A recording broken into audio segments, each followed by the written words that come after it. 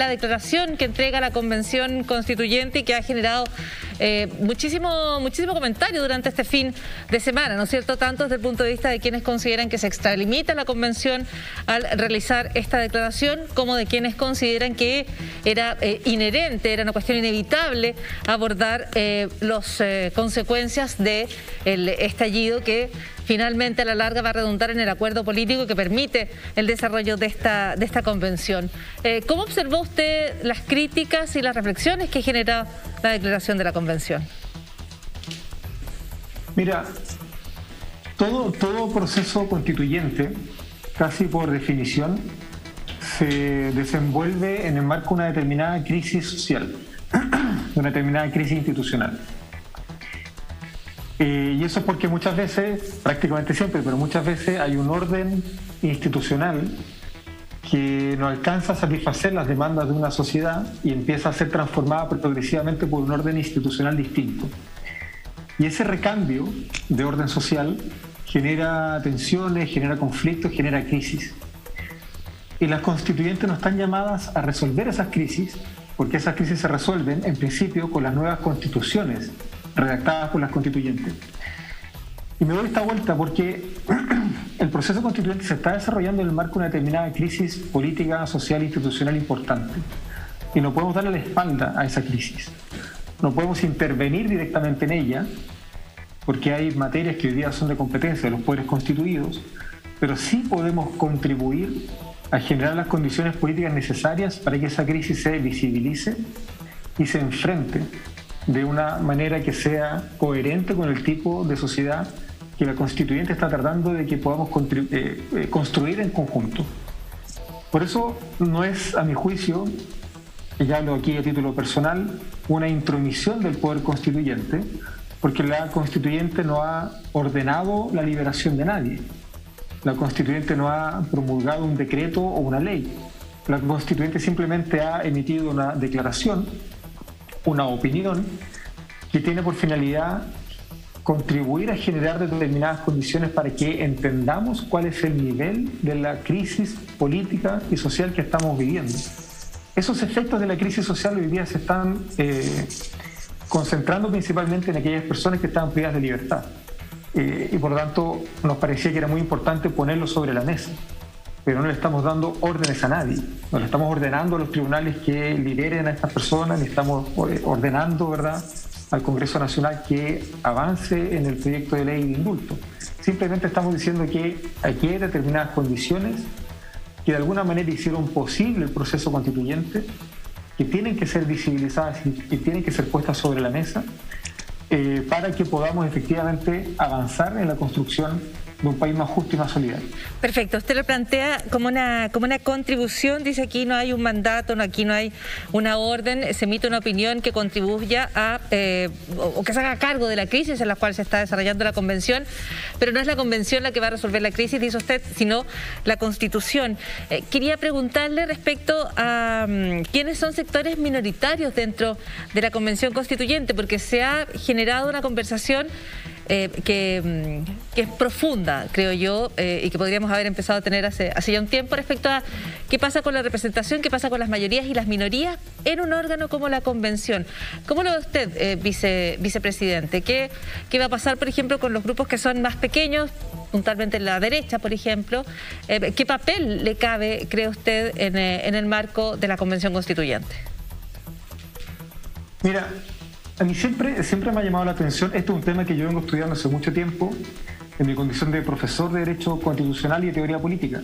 Este es un tema que a mí me llama mucho la atención, porque hablar de minorías, o más bien poner el acento en la necesidad de proteger a ciertas minorías, es un discurso que se instala prácticamente cada vez que la derecha es una minoría política. Y empezamos a escuchar cuestiones del tipo, tenemos que evitar la dictadura de las mayorías. Pero esta misma conversación no se pone sobre la mesa, por ejemplo, cuando hablamos de las minorías sexuales, cuando hablamos de la clase trabajadora, cuando hablamos de los pueblos originarios y las primeras naciones.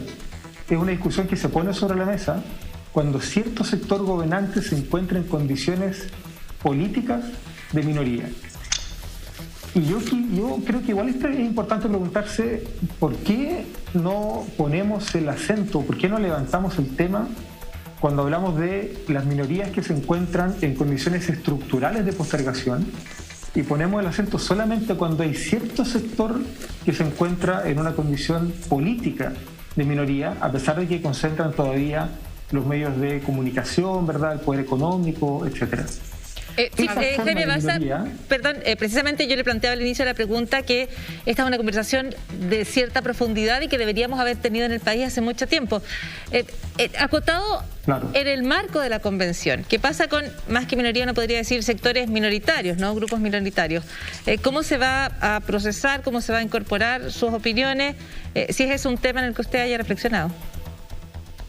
Sí, claro, las minorías políticas ven sus derechos garantizados principalmente a partir de los procedimientos de participación democrática al interior del proceso de generación de normas, ¿verdad?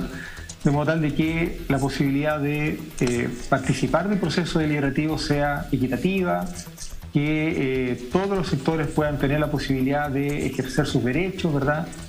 De que existan mecanismos de fiscalización, especialmente a los órganos de gobierno al interior de un cuerpo colegiado, como podría ser, por ejemplo, el caso de la mesa. Y es básicamente lo que ha estado ocurriendo en estos días. El uso de la palabra, por ejemplo, se ha distribuido de manera democrática al interior de la constituyente. La mesa ha recibido propuestas provenientes de distintos sectores políticos. Esta misma semana vamos a discutir sobre el reglamento provisorio, hay unas reglas mínimas que nos permitan ordenar la deliberación en los próximos días. Lo que pasa es que yo noto aquí cierta ansiedad de ciertos sectores de la sociedad que están acostumbrados a hablar simplemente levantando la palabra, levantando la mano o incluso levantando la voz. Y yo creo que en un escenario como este, con una constituyente tan plural, tan diversa, el uso de la palabra tiene que ser de alguna manera representativo de esa diversidad. Hay un sector que está, como te decía, acostumbrado a simplemente alzar la voz para hacerse escuchar. Y hoy día, en la diversidad que representa la constituyente, eso no es posible y tenemos que empezar a acostumbrarnos a escuchar las voces diferentes, a escuchar las voces de la disidencia y a darle a las minorías políticas los espacios que tienen para que podamos efectivamente generar condiciones de deliberación democrática. Pero eso no significa que todos vamos a escuchar a una persona que levantó la mano solo porque levantó la mano, precisamente porque hay reglas para el debate que nos permiten dialogar. Jaime, en este contexto de minorías con mucho poder, tú mencionabas que mantienen, por ejemplo, la propiedad de los medios de comunicación. Esta semana hubo un titular del Mercurio que decía la convención valida la violencia política. ¿Qué te pareció ese titular y cómo lo interpretas? Yo creo que es un titular malintencionado y yo creo que sería muy importante que todos los espacios políticos, sociales e institucionales del país entendieran la importancia de cuidar el proceso constituyente. Llevamos apenas una semana, apenas hemos tenido 2 días de funcionamiento normal, miércoles y jueves, y me parece que alimentar las diferencias, alimentar los temores, alimentar la conflictividad social en este momento no le hace bien a nadie, ¿verdad? Es un flaco favor para la democracia sobreinterpretar este tipo de declaraciones.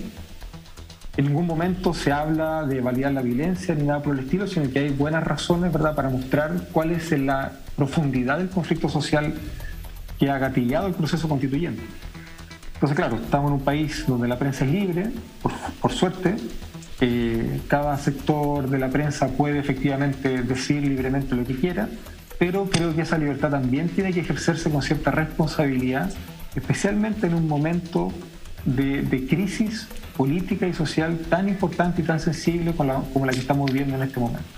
Vicepresidente, usted dijo que el reglamento podía tardar hasta 3 meses y eso generó mucha preocupación porque se requiere entrar al fondo de las materias. Se entiende que el reglamento también aborda cuestiones de participación ciudadana y por lo tanto tiene que ver con el fondo, pero es bastante prolongado 3 meses. Mira, yo lo que he dicho es que el trabajo de elaboración del reglamento no debiera durar más de 3 meses. A mí me parece que entre 2 y 3 puede ser algo razonable. Ahora, eso no quiere decir, primero, que haya un solo reglamento, ¿verdad? Yo creo que vamos a tener más de un reglamento de participación, un reglamento de votación, un reglamento orgánico. Podemos ir avanzando, un reglamento provisorio, preliminar. Podemos ir avanzando en esas estructuras reglamentarias durante las próximas semanas. Y eso tampoco obsta a que podamos empezar algunas de las discusiones de fondo en paralelo a la elaboración de los reglamentos. Las comisiones, por ejemplo, que ya se han propuesto, que se aprobaron durante esta semana, de ética, presupuestos y reglamento, no van a estar integradas por los 155 constituyentes.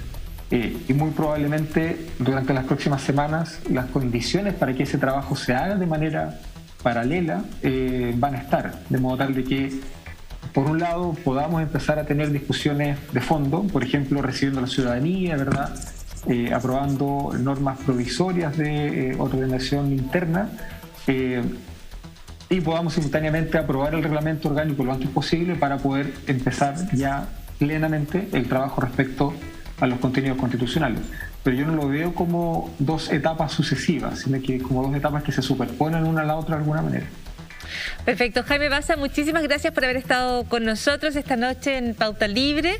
Le deseamos una buena semana de trabajo, eventualmente con un inicio un poco menos accidentado que la primera, pero ya se ha encargado usted de precisar que no hubo solo dificultades en el inicio de la Convención Constitucional, sino que también avance en distintas materias, y esperan continuar así durante los próximos días. Esperamos contar también con su presencia aquí en el estudio cuando aquello sea posible, así que queda hecha la invitación. Muchísimas gracias.